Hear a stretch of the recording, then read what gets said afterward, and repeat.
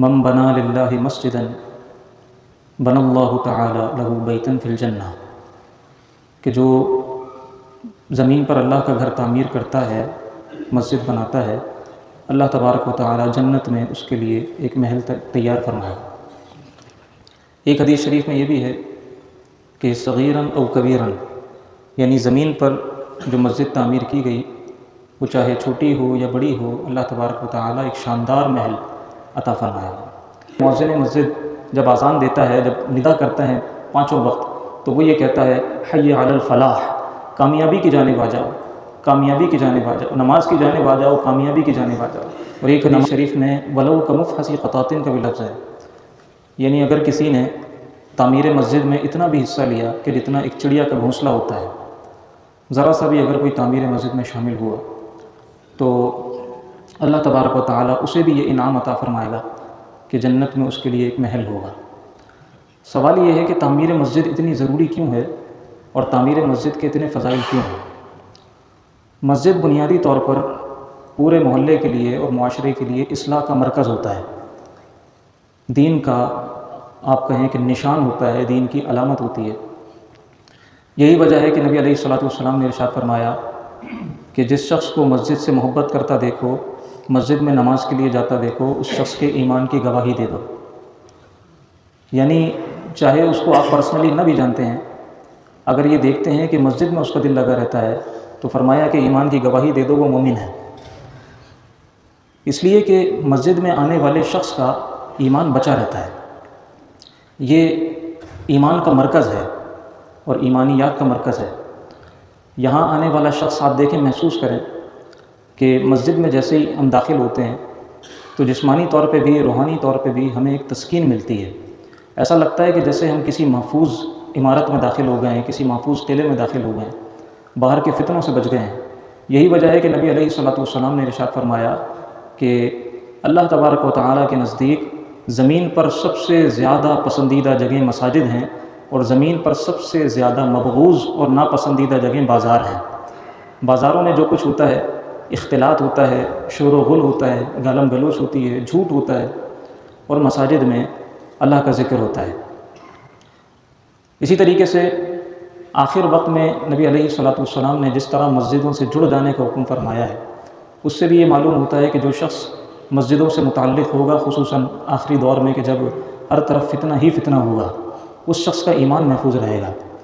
تو مسجد ایمان کو محفوظ رکھنے کے لیے اور ایمان کی ترقی اور ایمان کی بلندی کے لیے مسجد ایک بہت ہی رحمت والی جگہ ہے، ایک ایسی جگہ ہے کہ جہاں آ کر ہم فتنوں سے بھی بچتے ہیں اور اپنے ایمان کی حفاظت کا بھی انتظام کرتے ہیں۔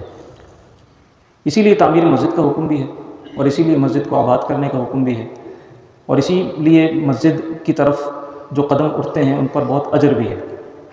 نبی علیہ الصلوۃ والسلام سے ایک قبیلے کے کچھ لوگوں نے یہ معلوم کیا، بلکہ نبی علیہ الصلوۃ والسلام کو معلوم ہوا کہ مسجد نبوی کے قریب یہ لوگ آ کر آباد ہونا چاہتے ہیں، تو نبی کریم صلی اللہ تعالیٰ علیہ وآلہ وسلم نے ان سے فرمایا کہ تم مسجد سے دور رہتے ہو، تم دور ہی رہو، اس لیے کہ تم وہاں سے جتنے قدم چل کر آتے ہو، ہر قدم پر تمہارے لیے اجر ہے۔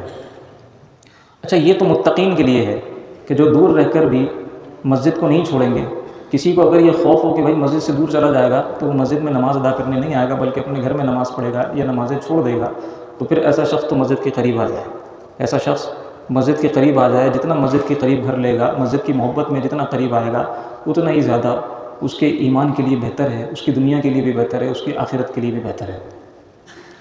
تو مسجد میں آنا ہر قدم پر اجر کا باعث ہے۔ ہر قدم جو اٹھ رہا ہے وہ ہماری ترقی کی جانب اٹھ رہا ہے، ہماری بھلائی کی جانب اٹھ رہا ہے۔ یہی وجہ ہے کہ مؤذن مسجد جب اذان دیتا ہے، جب ندا کرتا ہے پانچوں وقت، تو وہ یہ کہتا ہے حی علی الفلاح، کامیابی کی جانب آ جاؤ، کامیابی کی جانب آ جاؤ، نماز کی جانب آ جاؤ، کامیابی کی جانب آ جاؤ۔ تو نماز کامیابی کا رستہ ہے۔ اگر ہم چاہتے ہیں کہ ہمیں دنیا کی کامیابی بھی اور آخرت کی کامیابی بھی ملے تو ہمیں نماز کو لازم پکڑ لینا چاہیے۔ نماز کے بغیر کامیابی کا کوئی تصور نہیں ہے۔ اگر کوئی تصور ہم نے خود سیٹ کیا ہوا ہے تو وہ تصور ہمارا عبث ہے، وہ تصور ہمارا غلط ہے، وہ تصور ہمارا بیکار ہے۔ پیمانہ وہ ہے جو رب نے مقرر کر دیا ہے۔ قد افلح المؤمنون، 18واں سپارہ سورہ مومنون کی ابتدائی آیات، فرمایا کہ ایمان والے فلاح پا گئے، ایمان والے کامیاب ہو گئے۔ کون ایمان والے؟ کون کامیاب ہو گئے؟ فرمایا کہ جو اپنی نمازوں کے اندر خشوع و خضوع کرتے ہیں، الذین هم فی صلاتہم خاشعون، جو اپنی نمازوں کے اندر خشوع و خضوع کرتے ہیں، جو لغو سے بچتے ہیں، اور دیگر جو ایمان کی صفتیں، ایمان والوں کی صفات ہیں، وہ اللہ کریم نے بیان فرمائی۔ سب سے پہلی بات یہ ہے کہ جو اپنی نمازوں کے اندر خشوع و خضوع کرتے ہیں وہ کامیاب ہو گئے۔ تو نماز فلاح کا رستہ ہے، نماز کامیابی کا رستہ ہے، اور اس کے لیے ہمیں جو پلیٹ فارم پرووائڈ کرتی ہے جگہ، اس جگہ کو ہم مسجد کہتے ہیں۔ اور مسجد آپ دیکھیں، مسجد آنے کی کتنی برکتیں ہیں کہ مسجد میں جو شخص آتا ہے اس کو تقریباً پورا محلہ جانتا ہے، ٹھیک ہے نا، کیونکہ پانچوں نمازوں میں آن اینڈ آف جس کا وقت پڑتا ہے، کوئی اپنے آفس میں ہے، کوئی کہیں ہے، لیکن جب بھی اس کو اپنی مسجد میں نماز ادا کرنے کا موقع ملتا ہے تو اس کو چہرے جو ہے وہ یاد آتے ہیں اور چہرے وہ پہچانتا ہے۔ نماز جمعہ میں بہت سارے لوگوں سے ملاقات ہوتی ہے، بڑے اجتماعات میں بہت سارے لوگوں سے ملاقات ہوتی ہے، تو لوگ ایک دوسرے کو پہچانتے ہیں۔ کئی لوگ وہ ہیں کہ جو مسجد سے تعلق نہیں رکھتے۔ ہم نے بھی یہاں کئی لوگوں کے جنازے پڑھائے ہیں، کئی لوگوں کے گھر والوں کے جنازے پڑھائے ہیں، تو لوگ پوچھتے ہیں، یا کسی کی بات کرو تو لوگ پوچھتے ہیں کہ وہ کون تھے۔ ایسے بھی جنازے میں لوگوں کو پتہ ہی نہیں ہے، ایڈریس بتاؤ لوگوں کو یاد ہی نہیں آتا کون ہے، لوگ نہیں جانتے۔ تو مسجد سب کو جوڑتی ہے، یہی وجہ ہے کہ باجماعت نماز ادا کرنے کا حکم ہے، صفوں کو باندھنے کا حکم ہے، صفوں کو جوڑنے کا حکم ہے، کاندھے سے کاندھا ملانے کا حکم ہے کہ سب ایک دوسرے سے جڑ کر کھڑے ہوں، ایک ہی صف میں کھڑے ہو گئے محمود و ایاز، نہ کوئی بندہ رہا اور نہ کوئی بندہ نواز۔ مسجد میں جب داخل ہوتے ہیں، مسجد میں داخل ہوتے وقت دایاں پاؤں داخل کرنا ہے اور مسجد سے نکلتے وقت بایاں پاؤں باہر نکالنا ہے۔ مسجد میں داخل ہوتے وقت کہنا ہے اللہم افتح لی ابواب رحمتک، اور مسجد سے جب باہر نکل رہے ہیں تو ہم کہیں اللہم انی اسألک من فضلک۔ اب دیکھیں دونوں دعاؤں میں فرق ہے۔ ہم نے دعائیں یاد کر لیں، دعائیں پڑھ لیں، لیکن ذرا دعاؤں کے فلسفے پر بھی ہم غور کریں۔ جب مسجد میں داخل ہو رہے ہیں تو ہم کہہ رہے ہیں کہ اللہ، ہم مسجد کے دروازے سے تو داخل ہو گئے، ہم پر اپنی رحمت کے دروازے بھی کھول دے۔ اللہم افتح لی ابواب رحمتک، اے اللہ مجھ پر اپنی رحمت کے دروازے کھول۔ اور جب مسجد سے باہر نکل رہے ہیں تو ہم کہہ رہے ہیں اللہم انی اسألک من فضلک، اے اللہ میں تجھ سے تیرے فضل کا سوال کرتا ہوں، فضل مانگتا ہوں، اس لیے کہ مسجد کے باہر فتنے ہی فتنے ہیں، مسجد کے باہر فتنے ہی فتنے ہیں، مسجد کے اندر رحمت ہے۔ مسجد میں داخل ہو رہے ہیں تو ہم کہہ رہے ہیں اللہ ہم پر اپنی رحمت کے دروازے کھولو، اور جب مسجد سے باہر جا رہے ہیں تو ڈر رہے ہیں، خوف سے کہہ رہے ہیں کہ اللہ ہم پر اپنا فضل رکھنا، ہم فضل مانگتے ہیں، ہم کرم مانگتے ہیں۔ تو مسجد سے باہر نکلنے کی دعا اللہ کے وہاں فضل مانگ رہے ہیں۔ کبھی ان دعاؤں پہ غور کریں، کبھی اس فلسفے پہ غور کریں کہ باہر نکلتے وقت یہ کیوں نہیں کہا اللہم افتح لی ابواب رحمتک یہ پڑھا کرو، اور مسجد میں داخل ہوتے وقت یہ کیوں نہیں کہا اللہم انی اسألک من فضلک۔ یہاں آئے ہیں تو رحمت کے دروازے کھولنے کی بات ہے، باہر جا رہے ہیں تو فضل کا سوال کر رہے ہیں، اس لیے کہ باہر فتنے ہیں۔ اب مسجد میں ہم داخل ہوئے، دایاں پاؤں رکھ کر دعا پڑھ کر ہم داخل ہوئے۔ مسجد کی شان یہ ہے کہ ہم وقار کے ساتھ مسجد میں آئے ہیں، ہم احترام کے ساتھ مسجد میں آئے ہیں۔ یہ بھی دیکھا جاتا ہے کہ لوگ مسجد میں بھاگ رہے ہوتے ہیں، دوڑ رہے ہوتے ہیں، یہاں تک کہ اگر کسی کی کوئی رکعت نکل بھی رہی ہے تب بھی مسجد میں بھاگنا جائز نہیں ہے۔ نبی علیہ الصلوۃ والسلام نے ایک شخص کو مسجد میں بھاگتے ہوئے دیکھا تو آپ نے فرمایا علیکم بالسکینہ، تم پر لازم ہے کہ تم سکون اختیار کرو، جتنی نماز مل جائے اتنی پڑھ لو، اور جو نماز رہ جائے اس کا بعد میں اعادہ کر لو، لیکن مسجد میں بھاگنا جائز نہیں ہے، اس لیے کہ یہ رب کی بارگاہ ہے۔ ہم کسی بادشاہ کے دربار میں جاتے ہیں، کسی گورنر کے دربار میں جاتے ہیں، اپنے کسی بڑے کے، کسی باس کے آفس میں جاتے ہیں، وہاں کبھی بھی ہم بھاگ کے نہیں جاتے، ہم بڑے وقار کے ساتھ جاتے ہیں، بڑی طمانینت کے ساتھ جاتے ہیں، بڑے احترام کے ساتھ جاتے ہیں۔ تو یہ تو اس مالک کی بارگاہ ہے جو سارے مالکوں کا مالک ہے، جو سارے بادشاہوں کا بادشاہ ہے، یہ اس کی بارگاہ ہے۔ بہت احترام کے ساتھ، بہت نرمی کے ساتھ ہمیں مسجد میں چلنا ہے، ہمیں مسجد میں بھاگنا بالکل بھی نہیں ہے۔ یہی وجہ ہے کہ قبلے کی طرف پاؤں کرنے کی بھی اجازت نہیں ہے کہ کوئی پاؤں پھیلا کے قبلے کی طرف بیٹھ گیا۔ حضرت ابراہیم بن ادھم رحمۃ اللہ تعالیٰ علیہ ایک مرتبہ قبلے کی طرف پاؤں کر کے بیٹھ گئے، ان کو اللہ تبارک و تعالیٰ کی بارگاہ سے پھر جو نصیحت ہوئی اس کے بعد پھر انہوں نے کبھی قبلے کی طرف پاؤں نہیں پھیلائے۔ تو جب اللہ کی بارگاہ میں بیٹھیں تو ہمیں پاؤں سمیٹ کے بیٹھنا ہے، جو ایک ادب کا طریقہ ہوتا ہے۔ کہنے کا مقصد یہ ہے کہ ادب جس قدر ہم کر سکتے ہیں اللہ کی بارگاہ کا، اس قدر ہمیں ادب کرنا ہے، مسجد کے اندر بھاگنا نہیں۔ اسی طریقے سے مسجد کے اندر آپ دیکھیں نا مسجد کی کیا شان ہے، اسی لیے فرمایا کہ مسجد کے اندر بو نہ کرو، یہاں تک کہ کوئی بدبودار چیز لے کر مسجد میں آنا جائز نہیں ہے، بدبودار کپڑے پہن کر مسجد میں آنا جائز نہیں ہے۔ ایک تو مسجد کے آداب کے خلاف ہے، اور پھر یہ ہے کہ جو نمازی حضرات ساتھ کھڑے ہوں گے ان کو ایذا ہوگی، ان کو تکلیف ہوگی۔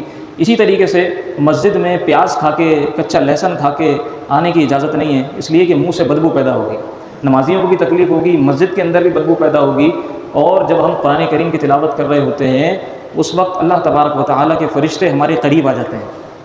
حدیث شریف میں آتا ہے کہ جب قرآن کی تلاوت کرتا ہے بندہ، اللہ کے فرشتے بہت قریب آ جاتے ہیں۔ اگر اس کے منہ سے بو آتی ہے تو اللہ کے فرشتے دور ہو جاتے ہیں۔ جب ہمارے منہ سے بدبو آئے گی تو کوئی انسان جو ہے وہ قریب نہیں رہ سکتا، تو ظاہر ہے کہ جو اللہ کے فرشتے ہیں ان کو ایذا ہوتی ہے، وہ دور ہو جاتے ہیں۔ یہ دیکھا گیا ہے، کئی بار لوگ آتے ہیں، بات کرتے ہیں، مسائل پوچھتے ہیں، ان کے منہ سے اسمیل آ رہی ہوتی ہے، تو ظاہر ہے کہ بہت تکلیف ہوتی ہے اور بہت تکلیف کے ساتھ جو ہے وہ ان سے گفتگو کرنی پڑتی ہے۔ یہی وجہ ہے کہ نبی علیہ الصلوۃ والسلام نے مسواک کو لازم کرنے کا حکم دیا۔ ہر نماز سے پہلے مسواک کیا کرو۔ اگر کسی کے منہ سے اسمیل آتی ہے تو وہ تو اس کو اپنے اوپر لازم کر لے کہ نماز سے آنے سے پہلے اپنے منہ کو بالکل صاف کر کے آئے، اس کے منہ سے بو نہ آئے، اس کی وجہ سے مسجد کا ماحول بھی خراب نہ ہو، کسی سے اگر بات کرے اس کو بھی تکلیف نہ ہو اور پھر فرشتوں کو بھی تکلیف نہ ہو۔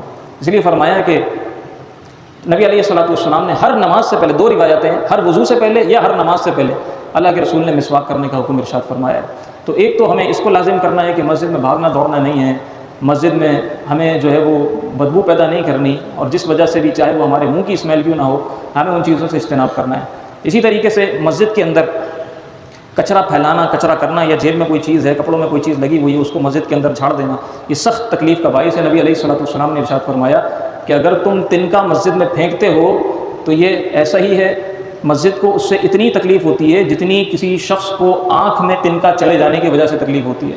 اگر کسی کی آنکھ میں تنکا چلا جائے تو اس کو کتنی تکلیف ہوتی ہے، تو حضور نے فرمایا کہ اسی طرح مسجد کو بھی تکلیف ہوتی ہے کہ مسجد کے اندر کوئی تنکا چلا جائے، اور مسجد سے تنکا اٹھا کر باہر پھینکنے کا جو اجر ہے، یعنی مسجد سے صفائی کرنے کا جو اجر ہے، اس کو بھی نبی علیہ الصلوۃ والسلام نے بیان فرمایا ہے، اور اس پر بھی یہ بشارت ہے کہ اللہ تبارک و تعالیٰ اس کے لیے جنت میں محل تعمیر فرمائے گا جو مسجد سے کچرا اٹھاتا ہے۔ اچھا، جو مسجد کا کچرا ہے اس کا بھی احترام ہے، کیونکہ وہ مسجد سے لگ گیا، باہر کوئی تنکا تھا پڑا ہوا تھا، وہ مسجد میں آ گیا، اب وہ مسجد کا تنکا ہو گیا۔ مسجد کے تنکے کو بھی احترام کے ساتھ کسی جگہ پر ڈالنا چاہیے، کچرا دان میں کوشش کریں کہ اس کو نہ ڈالیں، احترام کے ساتھ جہاں کہیں بھی ہم اس کو ڈسپوز آف کر سکتے ہیں۔ ہاں کوئی ایسا کچرا ہے جس کو ہمیں ظاہر ہے کہ ڈسپوز آف کرنے کے لیے ڈسٹ بن میں ڈالنا ہے، وہ تو پھر ڈالنا مجبوری ہے، لیکن کوئی ایسی چیز کو مٹی ہے تو مٹی کو کیاری میں ڈال دیا، کوئی اس طرح کی چیز جس کو ہم کسی اور جگہ پہ ڈسپوز آف کر سکتے ہیں تو اس جگہ پہ اس کو ڈال دیا جائے، اس لیے کہ مسجد کا کچرا ہے، اس کا بھی اپنا احترام ہے۔ تو جتنا زیادہ گڑ ڈالا جائے اتنا میٹھا ہوتا ہے، جتنا زیادہ احترام کیا جائے اتنا ہی زیادہ بندے کو اللہ تبارک و تعالیٰ کی بارگاہ سے بلندیاں نصیب ہوتی ہیں۔ اسی طریقے سے مسجد میں جو چیزیں رکھی ہوئی ہیں ان کا بھی اپنا احترام ہے۔ یہ ساری چیزیں نمازیوں کے لیے ہیں، یہ ساری چیزیں مسجد میں استعمال کے لیے ہیں۔ دیکھا جاتا ہے کہ کوئی کرسی ادھر سے اٹھاتا ہے ادھر رکھتا ہے، کوئی پنکھا ادھر سے اٹھاتا ہے ادھر رکھتا ہے۔ ہم نے یہاں پر جو ہے وہ ایک کوریڈور سا بنایا ہوا ہے نمازیوں کے لیے کہ پہلی صف میں، دوسری صف میں جو نمازی حضرات ہیں وہ نماز کے بعد، فرض کے بعد بعض لوگ پیچھے چلے جاتے ہیں سنتیں ادا کرنے کے لیے، تو ان کو نکلنے میں آسانی ہو۔ یہ بھی دیکھا جاتا ہے کہ لوگ آتے ہیں وہ کوریڈور ہٹا دیتے ہیں، وہ ہٹا دیتے ہیں۔ تو یہ جو بنایا گیا ہے یہ نمازیوں کی ہی آسانی کے لیے بنایا گیا ہے، سب کی آسانی کے لیے بنایا گیا۔ لوگ وہ ہٹا دیتے ہیں، اس کے بعد کیا ہوتا ہے، دوسرے نمازیوں کو تکلیف ہوتی ہے۔ تو جس کو صف اول میں بیٹھنا ہے وہ جلدی آ کے صف اول میں شامل ہو جائے۔ یوں نہ کیا جائے کہ ہم وہ کوریڈور ہٹا کر جو ہے نا وہ صف اول کے اندر شامل ہوں، یا پھر یہ کہ کوریڈور میں کھڑے ہو جائیں، ہم وہاں نماز ادا کریں اور پھر جو ہے وہ بعد میں نماز کے بعد نکلنے والے لوگوں کو پریشانی ہو جائے۔ تو یہ مسجد کے چند آداب اور چند ضروری باتیں مسجد سے متعلق تھیں۔ اسی طریقے سے مسجد کے جو راستے ہیں ان کا بھی احترام کیا جائے، مسجد کے راستوں میں گاڑیاں پارک نہ کی جائیں، مسجد کے باہر چپلیں نہ اتاری جائیں۔ جو شخص مسجد کے اندر داخل ہو رہا ہے چپل کے اندر کوئی لوہا ہے، کوئی پن ہے، کوئی جناب بیلٹ وغیرہ اس طرح کی کچھ لگی ہے تو ظاہر ہے وہ کسی کے پاؤں میں چبھ جائے گی، اس کو تکلیف ہوگی۔ یا مسجد یا اگر اس کے اندر کوئی مٹی وغیرہ لگی ہے تو فرش اس سے جو ہے وہ ملوث ہوگا، اس کو طریقے سے جو مسجد کے ریکس ہیں اس میں رکھ دیا جائے۔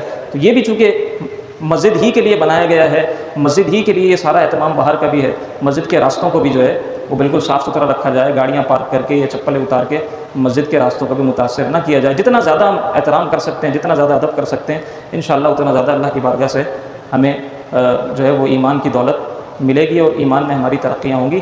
اللہ تبارک و تعالی ہم سب کو مسجد کا احترام کرنے کی توفیق عطا فرمائے۔ وما علیہ الا البلاغ۔